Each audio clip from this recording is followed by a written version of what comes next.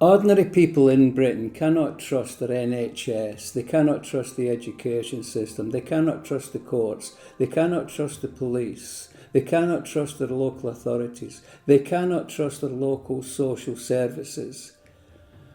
The only people they can trust is people that they know very well and family.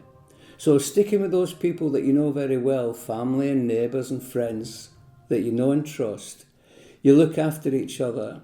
And I'll tell you how we did it in Bradford. This was one of the worst, and it still is one of the worst and most violent and crime-ridden places in Europe. And the way that we did it was we sent someone, neighbours, friends, anyone out there, to collect our children from school.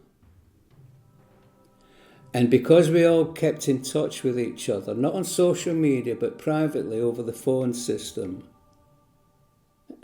we could coordinate our efforts to make sure there was always 2 or 3, in our case, there was always 2 or 3 cars there ready to pick children up at the school gate. And we brought our neighbours' children home before we brought our own children home. And a lot of us did that, and that's how we kept our children safe. Now, as regarding bullying in school, because we were all together and all the children knew each other and they knew each other's parents, etc., we were there as a small mini village on our own. And this is what you need to form, your own little village based on the school. Using the school as a base. You each have your own little tiny village, and you don't allow anyone in there. You don't allow anyone access. Because the minute you do, you're putting everyone else in danger. Because I'll tell you what happens. When these monsters are peddling drugs to young school children, they might be too scared to tell their parents, but they will tell their friends.